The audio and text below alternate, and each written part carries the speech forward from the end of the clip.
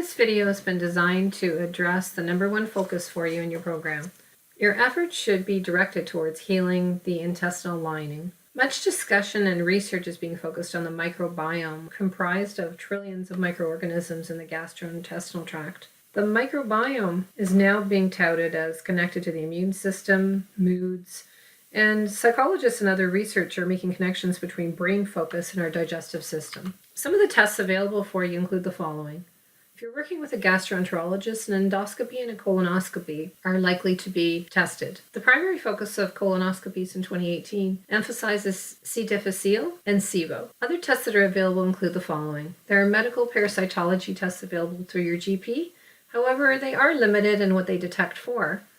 And testing through a naturopath may provide you with a more extensive test, although costly. Details as to the good bacteria and commensal or bad bacteria will be noted, as well as IgA levels, which will measure markers or provide markers of your immune system function and indicate whether there is an issue. If your IgA is noted low, you may be developing food sensitivities and reacting to much of what you eat. One of the other tests that I like is the live blood cell analysis. It's economical and does indicate if there are some issues with digestion of proteins or fats, or a lot of activity with some of these microorganisms, and helps you focus on one or two key areas as part of your digestion. Since there is change and improvement, the live blood cell analysis allows you to go back as a vague marker and give you some indication of how you're doing as well. Some of these markers can be difficult to measure over time as you start to improve. Use your symptoms also as guidance for you. Make sure that you document in your journal on a daily basis how you're feeling. Since most fibromyalgia patients have suffered from some irritable bowel syndrome or perhaps IBD, intestinal dysbiosis is an issue.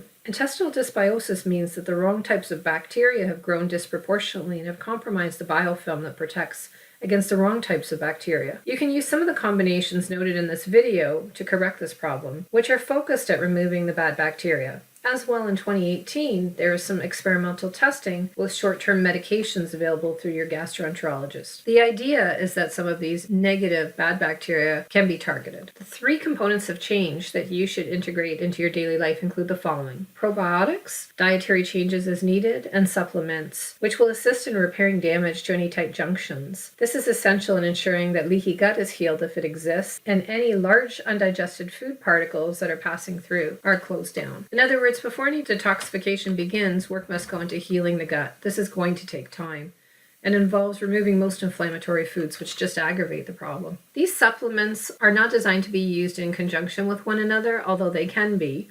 They're designed to provide you with a list or rotation of some of the key go-tos for improving the gastrointestinal lining. L-glutamine is a go-to that most natural health practitioners will use, and it is an excellent one. It is sometimes used in combination with other products, for example, GI Revive, which can become very expensive. L-glutamine individually can be purchased at less than half of the cost and maybe as effective for you for the time being. Once you start to rotate some of these products, if they become ineffective, you can switch to aloe vera gel or juice, which is also considered to be an excellent product, beneficial in healing the intestinal lining. Collagen, bovine, or marine is another go-to that comes up. If you're looking for a website, Amy Myers, M-Y-E-R-S, is a medical doctor that speaks to L-glutamine and collagen and uses these supplements in part of her routine in healing the intestinal lining. For consideration as well is marshmallow, which helps to soothe the mucosal lining and is beneficial for pain if you suffer from pain or inflammation in the stomach area.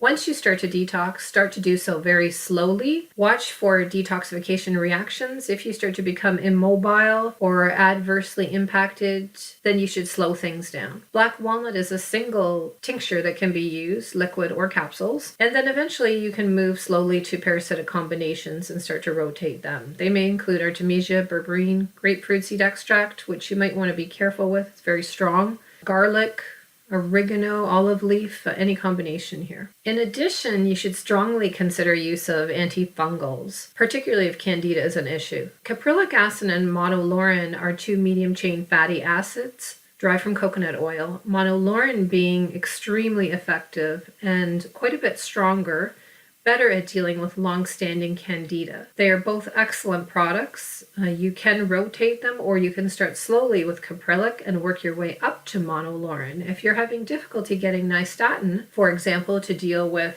long-standing candida issues, then monolaurin might be your best bet. Start with very slow doses, and you can mix it in applesauce, for example, or with food. It's an antifungal, antibacterial, antiviral. Natural Cure Labs provides a good version of monolaurin, and you can investigate which one would be the most effective and beneficial for you to use. The most cost-effective option of these three is Podarco or Tahibo tea, which you can purchase in a large bag and will carry you 6 months.